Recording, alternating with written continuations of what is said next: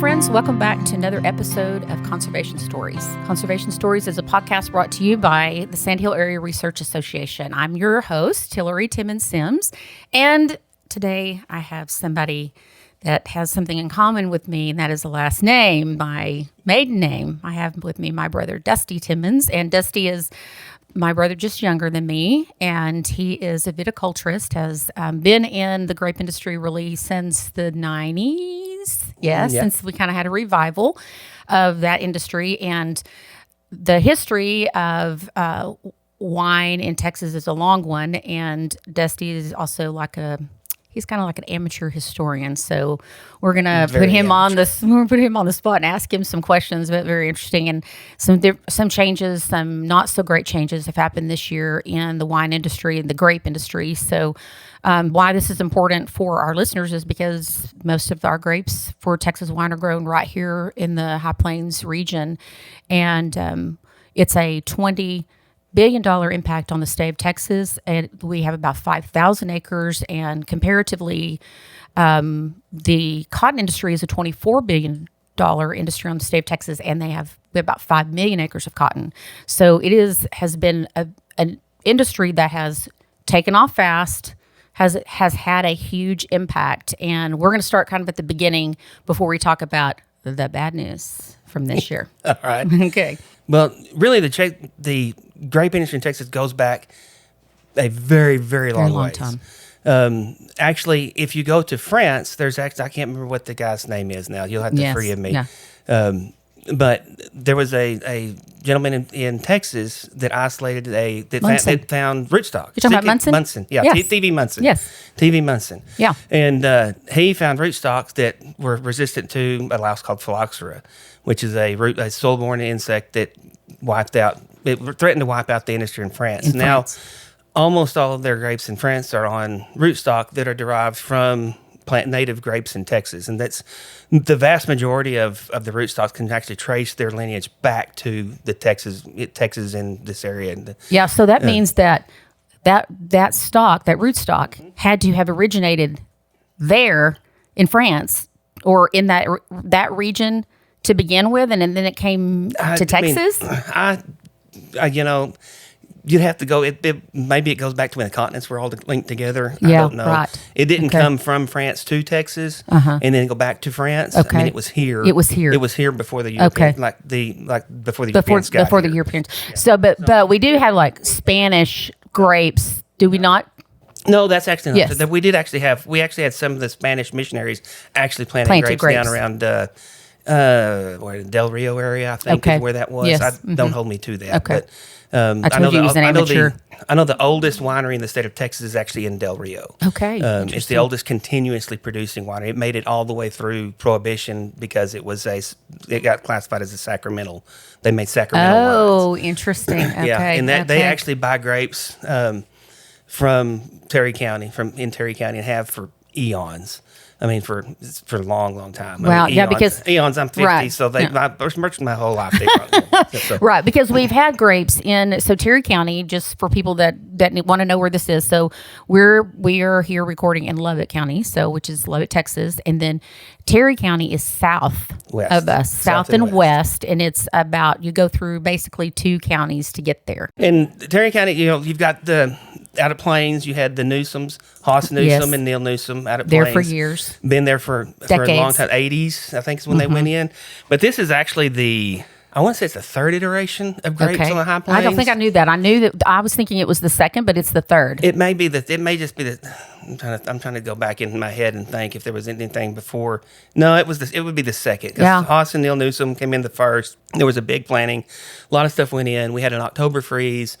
Wineries quit buying grapes for a while. The economy went through some, and we weren't necessarily known for high quality. Well, and at that time, the whole wine industry wasn't really known. I mean, you just come off of the wine industry was not known for good wine. That doesn't necessarily mean that we weren't known for good grapes, because this is a great region to grow grapes It in. is. It's a pretty solid region. The only thing that West Texas misses from being the best wine region in the world is the Pacific Ocean, about 70 miles west of here. If we had the Pacific Ocean 70 miles west of here, we would be Napa. If we could just get, Colorado, Nevada, Arizona, and New Mexico to get on board with this go away business. Yes, yeah. But I mean, when you have a coastal climate like that, yes, it mitigates the lows especially. Okay. The highs still get there kind of warm and stuff, but I think the record low in Napa is somewhere around 26 or something like that. Oh, wow. It's been a long time since I've seen that number, so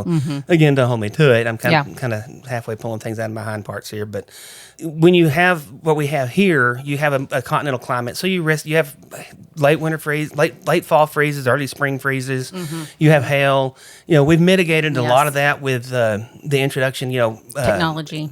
With, nets. Well, your other brother our older brother Andy. Yes, and we will say yes. Andy is kind of like what would you call him now in the second iteration of the industry? I am thinking he's kind of like the grandfather. Or pretty much. thing. I mean, it's kind of I kind of feel Sorry, weird Andy. talking about my brother this way, but most all of the massive cultural innovations in vineyards, be it hailnet, be it the extensive use of wind machines and stuff, and that kind of stuff has come from him. Yes, he was the first one to do it. Yes, and so we're going to brag. He is, but it's not true. It's true.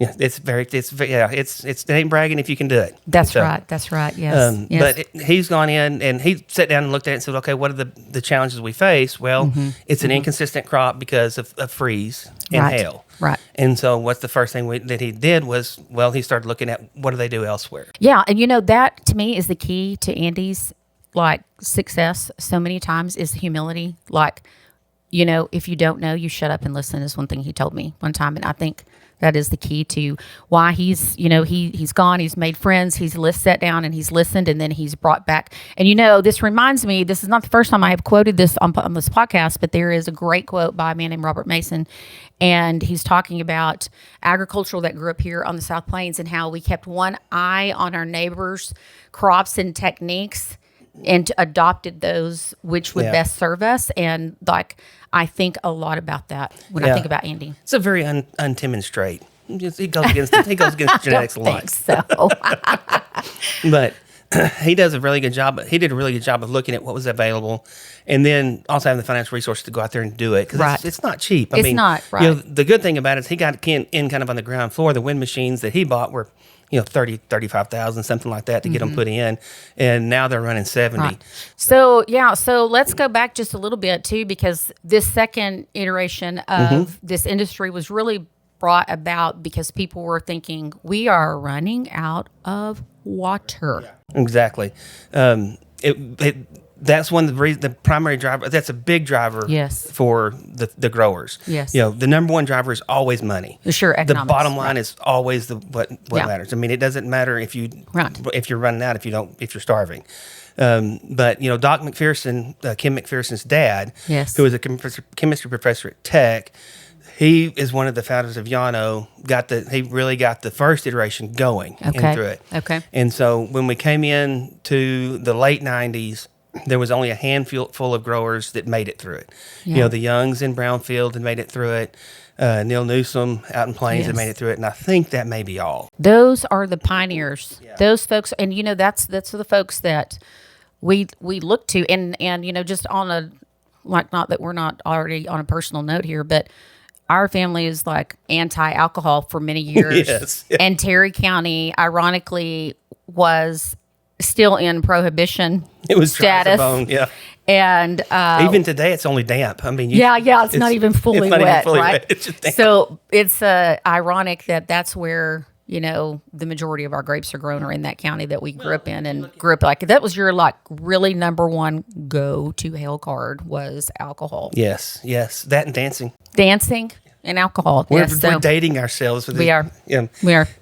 Move on past the personal stuff. We are going to say that those two families, the Newsoms and the Youngs, were instrumental in, they were the ones that knew what to do here. Yeah. And the interesting thing, I had a discussion with Bobby Young, who is the Young that started the vineyard.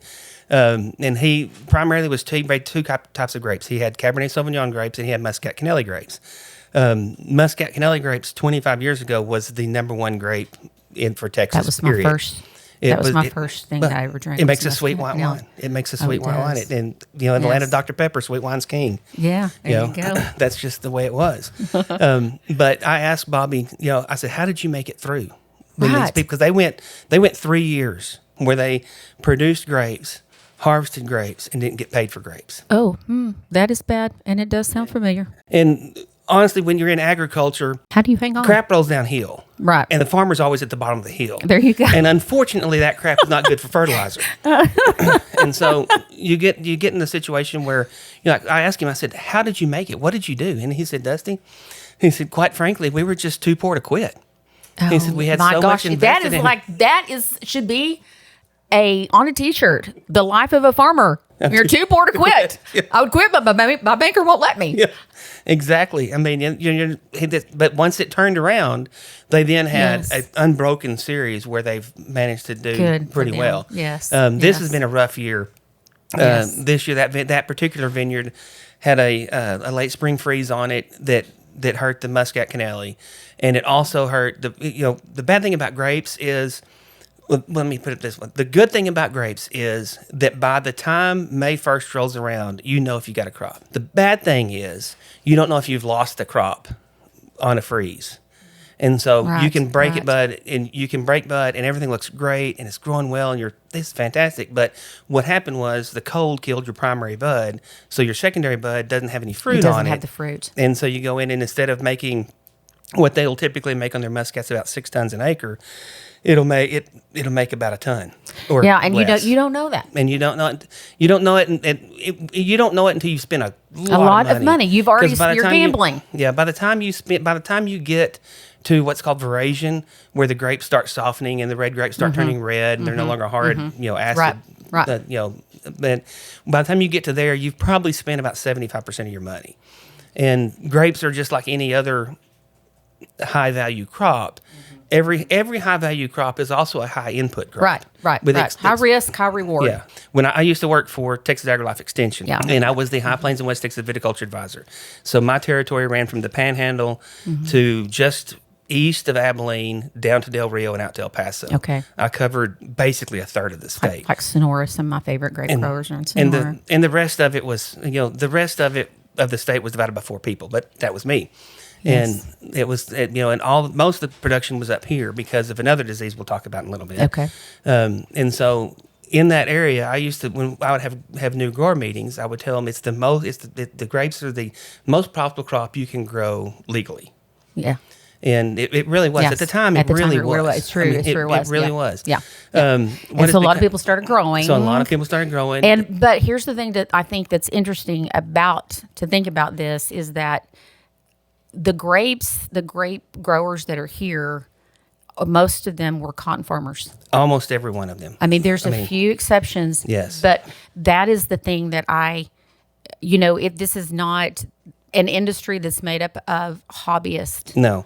It is it's not made up of a lot of, wealthy investors. Right. It is like our neighbors and our family. Yeah. It's the cotton growers. A lot of them are still cotton growers. Yes. Yeah. Almost with very few exceptions, they're all cotton growers. I mean, generally speaking, people that do it on a small, that are not farmers, that are not cotton farmers, those vineyards are small. They're 2 to 10 acres max. Right. And our vineyards are what's the largest vineyard?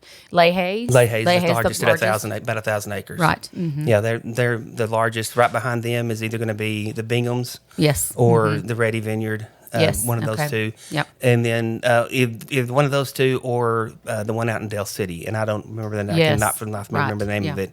But there's one out in Del City. Mm-hmm. But the top, I don't know, probably 10 largest vineyards in the state are all within easy driving distance of Lubbock. Of Lubbock, exactly. But not the wineries. No. Which is another story. Yeah. Did we talk about that yet? Well, this is a region where, this is kind of where tourists come from. Is what I've used to always say. This is where tourists come from, not where they go to. Yes. Okay. But I mean, and a lot of vineyards aren't, vineyard, like I've given a couple of vineyard tours, had people just randomly show up that Yes. were wine club members of Right. one of the wineries that we showed, and they, they had a bottle Yes. of wine that was vineyard designated, and we love actually that. show Yes. ours actually shows up on Google Maps. Yes, it does. And I've seen so it. and so you can Google it and find it, and when it shows up, and then I was out there working in the morning, and this Cadillac pulls up, and I'm like, going, how in the I mean, we're a You mile are off the remote. pavement. Yes. We're a mile off the pavement Yes, at this very thing, and it remote. is not a well-maintained road. No, it is not. It is a poorly maintained road, and I mean, it beats me to death driving up and down in the Gator, much Right, less the. yes. Anyway, but they came out, and then this lady and her daughter got out, and they were coming from moving her back from L.A. to No way. Austin. Wow. She had been at school at either at UCLA or USC or something like that, and she'd finished, and she was moving back until her job started in the Yeah. fall or whatever. And they stopped, and she said, "We're a wine club." And so, I gave her the I 10-cent love that. tour. I'm like, "Well, she's like, my favorite wine is this." And I said, "Well, come here real quick." And we walked, right out there, and I said, awesome. "That's them." I said, "Here's what you're going to have." Got to show her that. Well, and truly, I mean, this is like one of the there's a few, the specialty crops are the crops that you can really think of as farm to table. Yes. They really are. I mean, and part of the reason why we are such a large grapes is such a large industry is because it all stays within the state. Yes. And where cotton, it all leaves. In fact, it leaves, the country. unfortunately, leaves the country. Yeah. I think there's only one cotton mill left in the U.S., and that's Origin up in Maine. I think there's one in North Carolina still. Is there? Around the Raleigh area. Okay. I think. Well, I know Origin in Maine, Yeah. Jocko Wilnick's, and I don't Yeah. remember his, they Yeah. make, but they specialize in making jeans and Brazilian Jiu-Jitsu gis. So, Oh, there you but go. I mean, they Okay. brought it back from the dead. But yeah, specialty crops are that way, particularly because you're looking at a smaller market in a smaller sales base that you can sell it to. Right. And this area it's really known for trying new stuff. I mean, we've done a lot true. of different, Terry County, Gaines County, Yoakum County, Hockley and Lubbock County. When you're this hungry, area, you do a lot. Yeah.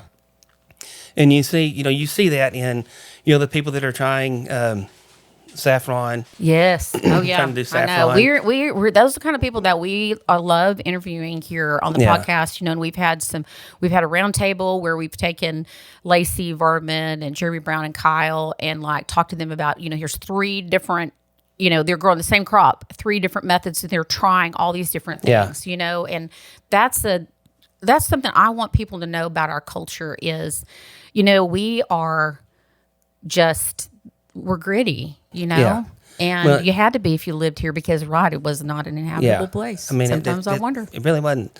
I mean, it's funny. There's a couple of two of those short stories I'll go into real quick. One of them is I remember talking to good grief, our state representative back years ago. We were out at Newsom's Grape Day, which occurs in April every year out there. Nagelbauer, Randy Nagelbauer. Oh, Randy Nagelbauer. But we were talking about at that time, water was just becoming an issue. It was just becoming an issue that every Everyone farmer was knew about. becoming aware of. People People were being impacted by it. Right. Circle systems had gone from 800 gallons a minute to 400 gallons a minute. Right. And everybody's like, hey, what's going on here? Why is, wells were being, people were poking more holes, but, Right. putting more straws in the cup and sucking it out of it faster. But anyway, we were talking about CRP program. And he's like, we need to get more land out of the CRP. We need to get more land back in production. I was like, no. This country was grassland for a reason. I mean, it's my firm opinion that, if done right, with some of the new cattle stuff and things like that. I mean, the problem we run into is we only get 16 or so inches of rain a year. And a lot of the people that really ring the bell on regenerative agriculture, and it's a big thing, Yep. they get a little bit more than that, Right. 3 times as much. It's a lot We got to easier we got to get creative on those things. Yeah. So, but for there's sure. there's always room to we've got growers right now. I mean, the grapes are what they do. They also do peanuts. Yes. They also do cotton. They also Right. raise pumpkins. They've got black-eyed peas this year. They're raising pima cotton, Right. which is something that we could not do back in the 90s that's when right. you You and I couldn't. were hanging Right. around the house. We couldn't grow pima cotton. Right. And then in addition to grapes, and they also have sheep. Yes. You got thousands of sheep. And they were really good for a while, and then all of a sudden you can't give them away, just like everything. It's that's the thing about it. If you go to the grocery store and you buy a rack of lamb, it's like I got to give it a kidney. I love me a good rack of lamb, but I mean it's so expensive. It's ridiculous. I'm like, good night. I can either have this little 8 bone French rack of lambs, or I can buy these 2 nice ribeyes. Right. And so it's kind of a weird deal how it works, because the grower side of it, they're not getting anything. You talk about people. That is like everything. That's a whole nother podcast. Let's don't even go there. But anyway, and so I was talking to him about that, and that was the number one thing was, hey, we need fewer acres in cotton, especially in peanuts. Peanuts and cotton, like they've gone a long ways. I'm not the biggest proponent of GMOs and seed companies and stuff like that, but the work they have done on making cotton more water use water more efficiently is unbelievable. Right. I definitely think one of the things that we talk about here is like the benefits of GMOs. There's unintended consequences, and we need to talk about those. Absolutely, but I think the consequences aren't necessarily what people are saying they are. So we looked at the different types of crops that you can do. I mean, the growers in particularly in Terry County. Terry County has kind of been the bell cow, because we never had the water that Gaines County had. Gaines County had oceans of water. And I don't know what happened 100 million years ago down there, but they had absolutely oceans of water down there. And then you go up to around Plainview, and it was the same thing. You had a lot of water. Olton area had a lot of water in those sandhills. There's a lot of water down in Millshoe. And it started going down. But Terry County was never blessed with an overabundance of much of anything. Right. We're true. 30 square miles of kind of the same. Yeah. But come to find out, it works out pretty good on when you're growing grapes, because it's 3,400 feet in elevation, which makes it really high, pretty high area. Right. It's not the highest. Argentina, I think, has got some of the higher ones, but it's way higher than Napa Valley. That's like, Napa Valley is the high elevation grapes there are a couple hundred feet. Right. It's up on the side of the hill. You go into it and you're like, okay, so that helps with the diurnal cooling. So what makes good wine is a swing in temperature. So we have a lot of things going for us when it goes grapes. We got a dry climate, which means 2 things. One, fungal pathogens are not really much of a problem here. Most years you can get away with 1 or no fungicide applications. If you have a winery that you're dealing with that's really particular, you'll go on to it, and like we've done 3 applications this year. We really haven't needed, because they don't want that in there. Correct. So we do have a lot of people that listen that don't understand fungal pathogens. Yeah. So and it's something you don't want. Yeah, it's mold-ish. Well, it's kind of thing. It's rot. I mean, it's basically you can walk through the vineyard when you get a field that's got it bad. You can walk down the roads and you can smell vinegar, basically. Yeah. So it's getting it's bad. fermenting, kind of old, moldy kind of. Yeah, and it's fermenting and not in a good way. Basically, winemaking is just controlling rot anyway. That's I had a really good winemaker tell me that 15 years ago. He said it's the winemaker's job is to control rot, and that's basically what you're doing. But so because our normal, like on a normal June, July, or August day, our relative humidity is like single digits. Like maybe it's 12. Right.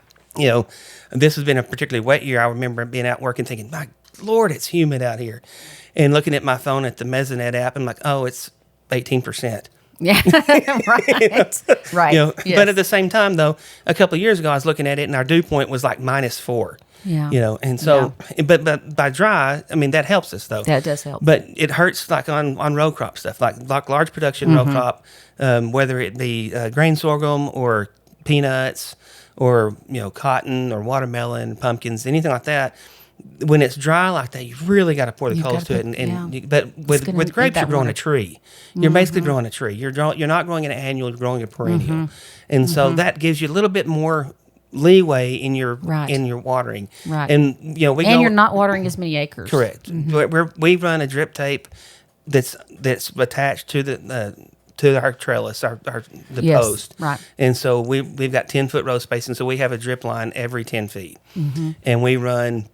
And typically, I will give them, I'll run it for 2 days. That gives it 1.2 inches over the whole thing, but it's just more in that one confined area. Right. And so that makes the water go a little bit further. Yes. It takes, generally speaking, to run our emitters, you're looking at 10.1 gallons per acre per minute is what it takes to function properly. Versus, let's talk about pivot. Well, if you put a pivot on it, if you don't have 400 gallons a minute, you're kind of spitting in the wind. Yes. You're really not doing a whole lot of good. I mean, you don't, anything below 400 gallons a minute is not even good air conditioning for the plants. Yeah. I mean, it doesn't even do that.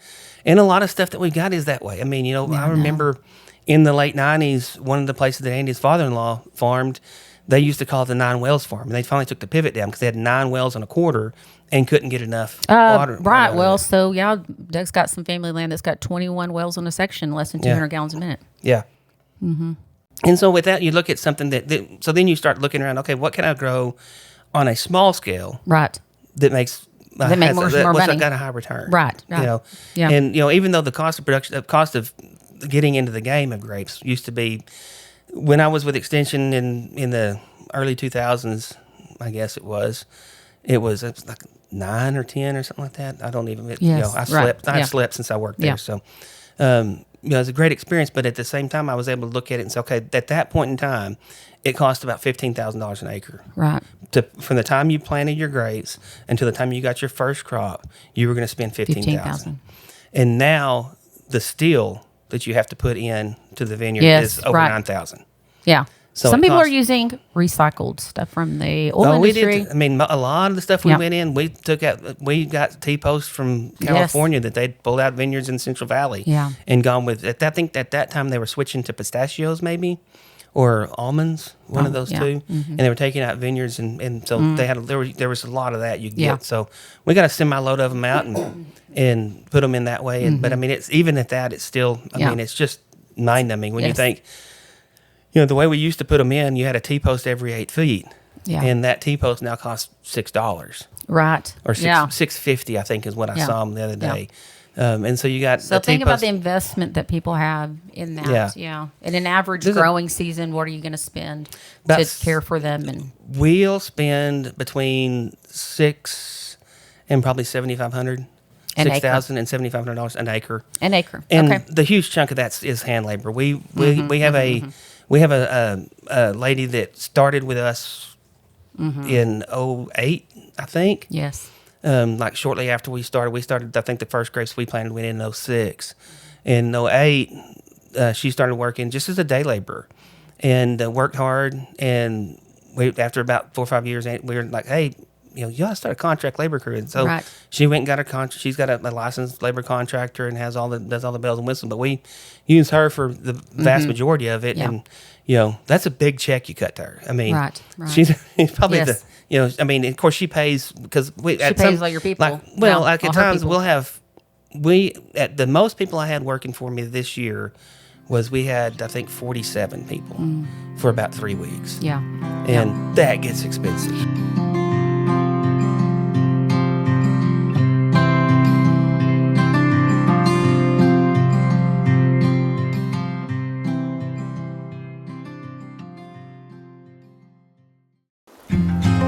Out here on the Texas plains, water is everything, and there's a resource that's as vital as it is fragile: our playa lakes. These lakes are nature's reservoir, catching rainwater to recharge our aquifer and provide lifelines for wildlife. But now they need our help. In collaboration with the Texas Playa Lakes Conservation Initiative and the Cargill Global Water Challenge, SARA has started the Our Legacy is Tomorrow's Water initiative to inspire and work with landowners to restore and protect our playa lakes. Each playa we save helps secure a sustainable water future for the generations that will be coming after us. Whether it's improving soil health, restoring habitats, or recharging groundwater, we are committed to making a difference. Together, we can build a legacy that we can all be proud of. To learn how you can join in, visit the Playa Lakes Restoration Initiative page on the SARA website. Let's keep Texas water flowing strong for the future. Visit SARA-conservation.com. Well, and you think about, I don't know how many 5,000 acres of grapes. I mean, that is a lot of that's a lot of jobs that this industry is still, it is. providing people. It is that's something that, and everybody manages their vineyards a little bit differently. I know a lot of people will not have the same cost of production as us, because as the vineyard ages, you have to have a better level of knowledge when people are working in it, and so that drives cost up a little bit more. It slows things down more too, skilled because labor. You need skilled labor. Yeah, when you're putting them in, a trained monkey can do it. I mean, but once they get 7, 8, 9 years old, you start seeing the effects of the weather. You lose spur positions. Well, you have to retrain a spur. You get hail damage on it. Well, you have to retrain recognize, hey, there's hail damage on this cordon. We got to cut the cordon out and retrain a new one. And so it makes it challenging. And that's the cost of production has gone up. But conversely, just like everything else in agriculture, the cost that we're getting, the money that we're getting for our grapes has not gone up the same. It has gone up some. Yeah. Mostly because we're holding the line and saying, hey, you've got to pay more for this. Right. But we had this the first year. We actually had a winery that is a new one to us that we had sold through it. Someone that sold through one of our existing clients over the last couple of 3 years. Okay. Well, this year they they had a good relationship, but they went from that. The client that we were selling to was making wine and then selling them wine. So they got their own facility built. They knew it was coming. It was not acrimonious or anything like that. And worked back around to it where they came in and bought grapes, but they wanted to hand harvest a lot of fruit. And they brought a company in that is actually I believe it's a publicly traded company now out of California that has a branch in the Hill Country. Okay. Because a lot of the vineyards in the Hill Country are small, and they are owned by people that are retired doctors, lawyers, people that have had a good career. Right. And they've got their little... their hobby They got their ranch in air quotes mm-hmm. Out there, and they put in a vineyard out there, and it's 2 acres, 3 acres. There's a couple of bigger, getting to be a couple of bigger ones down there now, but I think 40 acres is still a substantial vineyard. And they were down there before, but they had disease. Yeah, in the soil, disease. Pearson's disease. So that's why really stuff moved up here. Yeah, and it's Pearson's disease is they got it in like Temecula, Southern California, where it's warm. The glassy and blue wing sharpshooters, glassy wing sharpshooter and blue wing sharpshooters are a vector for it. Carry it out through it. I mean, you still can't grow vinifera grapes, which is the wine grapes. Okay. You can't grow vinifera grapes in the Houston area because they'll all get Pearson's disease and die. Okay. They've done a lot of work on it, but Pearson's disease is one of those things that comes and goes in waves. If you track the government funding for Pearson's disease research, it comes in like 10 or 15 year cycles, where it'll be like the most funded project in the history of ever, and then it'll get like $1.50. I mean, it's just because it comes in waves. It hits the vineyards, it obliterates a vineyard in a remarkably short period of time. It can literally take a productive vineyard to nothing in about 2 years. And we don't have it here because it's cold. It's cold and it kills all that off. We don't. There's the number one reason is we have what's called winter cold therapy. Basically, the same reason they don't have it in Washington State. Yeah, because it gets cold enough that what happens is it's just like getting say West Nile virus. You get it from a mosquito. Well, the glassy wing sharpshooter and the blue wing sharpshooter, inject it. They've got this bacteria in there. It's Xylella fastidiosus, I think is what it's called. That seems like I'm trying to say something from Harry Potter, but I think that's right. Yeah. But Xylella gets in there and it clogs up the vascular system and it basically chokes it down. Okay. It's just like when your plumbing gets clogged. It's the same thing. And so you start seeing typical signs of drought stress on something that's got plenty of water in it. But where we get infected by it, then it gets cold enough that it actually kills that bacteria inside the trunk. Okay. And so it'll interesting. Okay. And so that's the cold therapy theory on it. Okay. And then they have used, interestingly enough, not to go too far off in the weeds, they've actually been able to grow better in areas that are more susceptible to it because of the use of neonicotinoids. And so they inject imidacloprid through the irrigation water. Okay. And it takes it up into the plant, translocates it through it. The piercing sucking insect, it cuts down on the amount of feeding those piercing sucking insects do. Interesting. Interesting. Okay.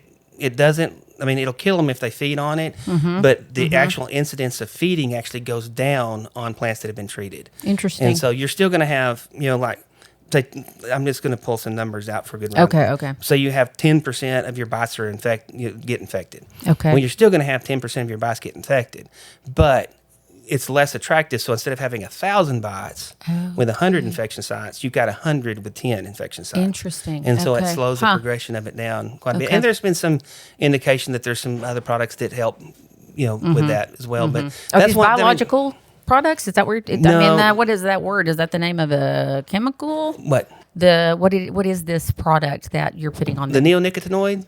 Yes. That sounds is like okay. It's basically synthetic nicotine pesticide. Okay. So that's what I was. But it has some severe downsides on it. There's some indications that it may contribute to the decline in the honeybees.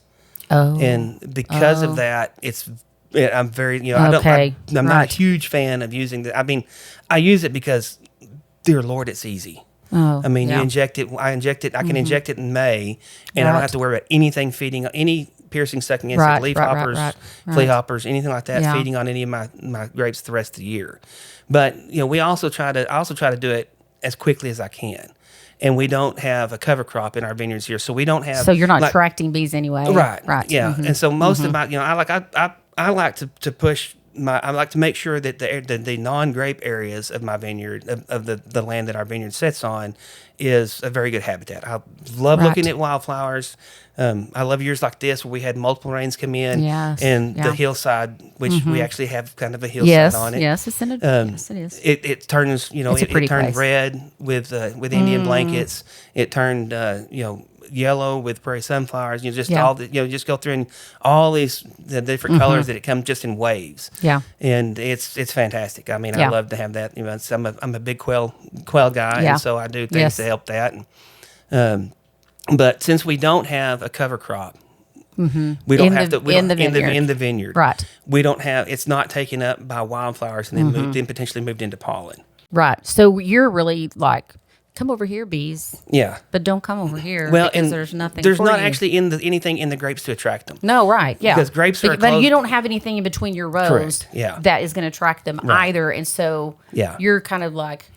Yeah. You're giving them a detour. Yeah. Stop over at McDonald's. Yeah. Because the Sonic is closed. Well, but McDonald's is bad for them too. But that's McDonald's would be bad for them but too. No, but I mean, you've got to, so we got, with a closed pollination system, you don't have to have bees in grapes. By the time there's no actual flower. I mean, there is a technical flower, but they're not going to come over there. But they're not going to come over there.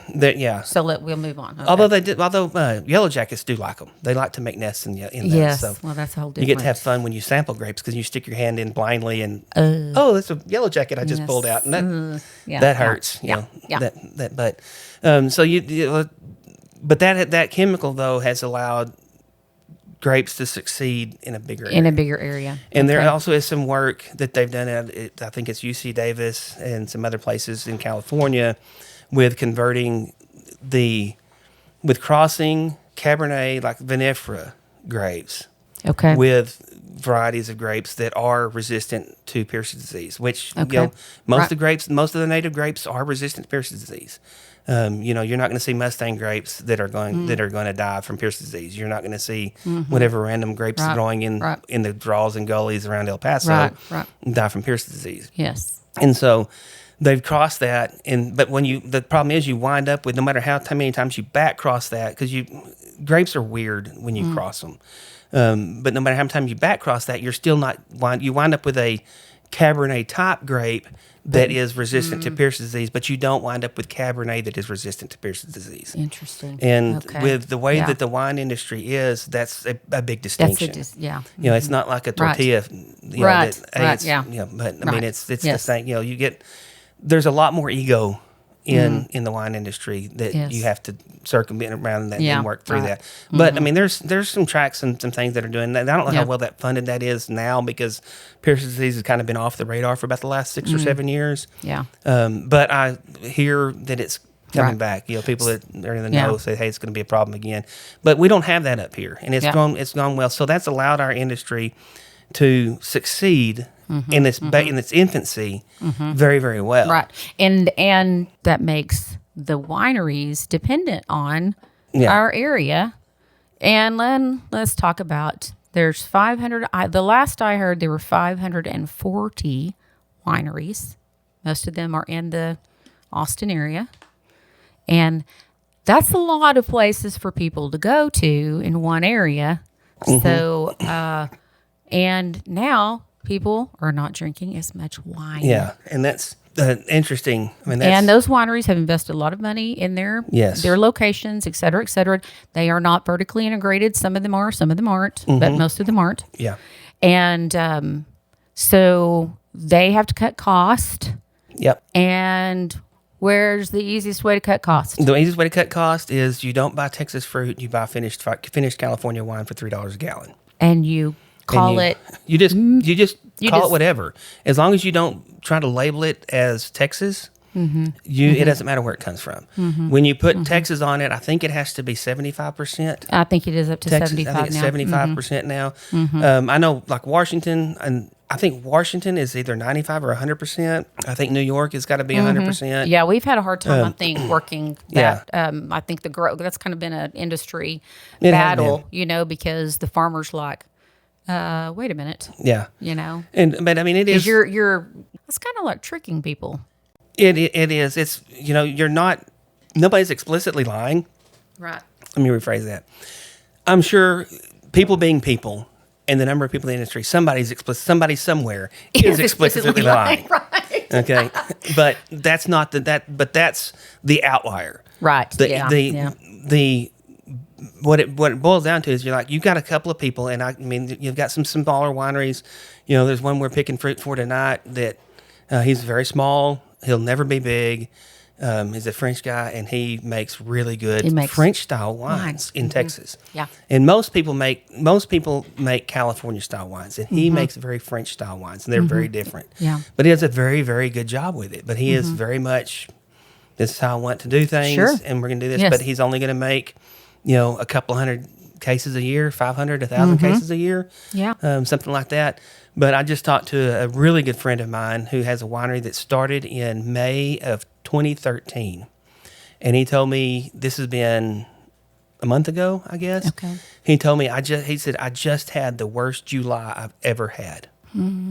He said, ever. He said July of 2013 was a better month than July of 2024. And you've got a lot of, the land down there, right on 290. 290 is the Silverado Trail. It is. I mean, it's Highway 26, it's Silverado Trail. It's all those rolled into one. Yeah. And it runs all the way from Fredericksburg. Actually, I think the first one, there's a winery or two west of Fredericksburg on 290, all the way out to Johnson City. It's just solid. It's just, and it's gone crazy. I hadn't been there. I went there maybe last year, and I hadn't been there for like 3 or 4 years because I just, with kids and that kind of stuff, I just, didn't have a reason. And prior to that, I'd been down there very frequently, as frequently as once a week, doing consulting down there. And I went back and I didn't recognize it. Right. I mean, it is shocking. It is. I was going down 290 thinking, I know where this guy, where the heck? But that land down there has gone, it started off expensive. It was $10,000 an acre. Right. And now you can't even buy stuff off of 290 at that. Right. I talked to somebody the other day that a new one had gone in, I think last year, and I believe that the rumor had it they were paying like $50,000. Well, and that's the issue. So they've invested a lot of money. That's a lot of money. A lot of money, and so have we on the High Plains, who have, yes, a lot of labor, and it is not a hobby for us. It's our living, and when you have a contract to sell your grapes and somebody backs out, it's tough, and it has been tough for everybody. Yeah, and it's there's no sacred cows on this. There's no vineyards that are sacred. Every vineyard I know of has at least some portion of it that they didn't sell. I mean, we're very, very stupidly fortunate, and we've also got some other reasons why that we were able to sell the vast majority of ours. But even we have got stuff. We got 156 acres, and we're not going to sell all 156 acres. Well, and I know. I've talked to other friends who are like, they would say like this X amount of, Yeah. tons were Yeah. the winery walked on them. Yeah. We don't need them this year. What? I know people that walk. I know of a winery that walked on 80 tons in August. And you've spent, and people have already spent like a lot of money per acre on that. So you haven't just like at the beginning of the year said, oh, I'm not going to put any money in this because first of all, even if you get freeze, you don't know for sure if you are going to be damaged or not. So you're going to spend the money anyway. Yeah. And it is not like an annual crop. Correct. To where you can just say, oh, I just won't do anything to them this year. Yeah. No, Yeah, they have to be maintained. They have to be cared for. There's a baseline of labor that you have to put into it. And you can do a couple of things mechanically to cheat that and make that number pretty low. But even doing it pretty low, I would spend, like, if let's say I went in and let's just we've got a bunch of them. So let's say that our Cinsault that we have, we've got 10-acre block of Cinsault. Let's say half of it they didn't want anymore. Well, I could go in there and I could mechanically do it, and then send a crew through to just get what I missed. And so I'm leaving mechanically barrel pruning. Okay. Okay. Yeah. Instead of cutting it back to 2 buds where it's relatively short, 2 to 4 inches. Yes. I'm leaving 7 to 8 inches. Okay. So I'm leaving like 4 to 6 buds. Which is not good because the top couple of buds will probably break, and then you wind up with your spurs being really long, and that causes problems in and of itself. But even if I did that and send a crew through to clean out what I missed so that everything was was relatively the right height, and then I went out and I put a pre-emergent herbicide under my vines to keep my weeds out. I would spray it a couple of times with a contact herbicide to make sure I burned the suckers off of it so that they're not chewing up growth, and so that I can at least get the growth where I need it to be. By the time it's all said and done, I've spent more than most growers will spend on a cotton crop per acre on a per acre basis, but I'm only doing it on 5 acres instead of doing it on 120 acres in the pivot. Right. And so it's in agriculture right now. There are no sacred cows that are not being slaughtered. Yeah, it's very true. That's every one of them are dying. It's it's from the cattle industry to the sheep industry to the dairy industry, and it's cotton is 70 cents now. I remember in '92 when it hit like 65 cents, and I thought this is fantastic, 65 cents. Well, it was $1.13 last year, and now it's half that. It's not quite half, but guess what else? What has not come down? The prices of everything else. Yeah. Yes. And it's the models of agriculture in general is just not. This great. is another topic we will discuss another day. But it's been. When you look at what grapes have got, when you go in and like, okay, we got to cut this out. You can do that for about 2 years, and then you've got to go in and you've got to fix everything you screwed up. Right. Because that's what you're doing. You're actually going back in and you're screwing up the grapes. Right. And it's calculated risk that you take on it, but. At this point, that's where you're standing at. You're just looking at trying to do the best you can with what you got. Okay, so I've heard someone say, "Oh, this is just a market correction." What are your thoughts on that? No, it's not as much of market correction. Like we have too many grapes. Well, we do, but the only reason we have too many grapes is because nobody's buying wine. Yes. If people were buying wine like they did in 2022, right. This would be a moot point. Right. We would still be rocking on and rolling. So what are the theories I've heard, I know marijuana usage has increased while wine, consumption has gone down. It's not just wine. All alcohol. All alcohol. Yes, I should clarify. All alcohol has. Yeah. Yeah. And do you think part of it is just, what is it? What? People are broke. You think it's just people don't buy, because I threw that out to a group of people at an event I was at last week, and all of them were like, "Oh no, we still buy wine. We're still buying it." And so who is it? Is there this really important sector of people that have been buying that are now gone? You've got as far as spending money on it. You've got a section of people like the middle class. Okay, you've got the middle class that's sitting there in one piece, and you've got all labor's stratosphere in that. You got the upper middle class, middle class, and lower middle class. Right. Well, you had upper middle class trying to spend like they were rich. Right. Okay. And then you've got the middle class trying to spend like their upper middle class. Oh, yeah. Okay. You know, everybody's trying to spend up. Okay. On Right. that. Right. And I think what you're running into is people as a group are not typically the brightest. When you get a bunch of people together, you get a herd mentality. But what you get on an individual basis, people are very intelligent. Yeah. And they're very much aware of what they need and what their self-worth is. I mean, there's outliers everywhere on this thing. But I think you've got a bunch of people who are, maybe they were dinks, you know, dual income, no kids, you know, 2 or 3 years ago. And maybe they decided to have kids, or maybe one of them got laid off. Or, you know, maybe they're like, hey, you know what? There was a huge rush. Like when COVID shut everything down, nobody could go anywhere. Yeah. And everybody got a bunch, you know, there was a big chunk of money went out in there. And, you know, you had people that couldn't go they couldn't go to Italy. Well, they couldn't go to Napa Valley, but they could come to. The wineries in Texas were still they jumped. Now wineries jumped through hoops and basically became restaurants, right? To do it. I mean, there was some very creative lobbying and creative bill writing and not even bill writing, because they didn't do anything legislatively. They just did it by fiat. Yeah. But there were some really creative people in that figured out a way to keep the doors open. And when nobody could go anywhere, you know, you had a huge population that suddenly was never going to see another poor day.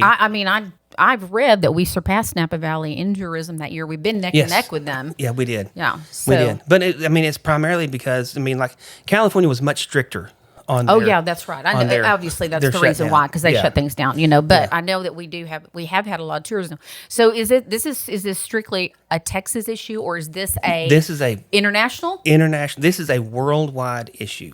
Wine consumption is down worldwide. Alcohol consumption as a whole is down worldwide. The company that owns, I think it's Jose Cuervo, I think. It's a big holding company that owns it. They reported their first sales drop in history. Oh my goodness! Like this last year. Wow. They're actually, it was one section of their of the world. It wasn't like overall they sold less. Okay, yeah. But they actually had a place that had negative sales, year-over-year sales. Wow. And when they've got a big portfolio. I think they sell Johnny Walker and stuff like that. Right. And so it's a big deal. And it was it was big. It was a pretty big headline if you were looking for it. Right. And it was kind of shocking to see that. But you know, wine consumption is down. Alcohol consumption is down. You know, you look at Gen Z does not drink much. Right. You know, that's what I've heard too. Yes. I heard the funniest thing. I heard a guy say, you know, it's not necessarily a bad thing if they're not drinking, because you know they think that it's bad, but it may be a bad thing if they're drinking because they don't have any friends to go out drinking with, because they're all on their phone.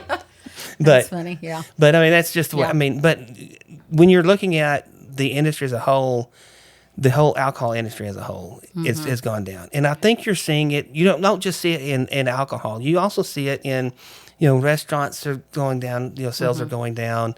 You're starting to see some pretty big names that are taking it in the shorts on some of this stuff. But I think that this has been fun. I'm glad that people were able to sit in and listen to, and I hope that you found something interesting in this conversation, because there were a lot of things that we talked about, but I hope you learned something about wine. And Lost Draw is the name of Andy's, our brother's winery, and you can find that location there in Johnson City. There's one in Fredericksburg and one in Johnson City. In Johnson City also. They're part of the William Chris is part of that group, and some of the, I think, best wines in Texas. And I agree. So enjoy the podcast. All our fault. We That's it. Yeah, it's all our fault. Enjoy the podcast, and may I say, with a glass of Texas wine. Or a bottle. Or a bottle, yes. Case would even be better. A case. Thanks, friends, for joining us for another episode of Conservation Stories.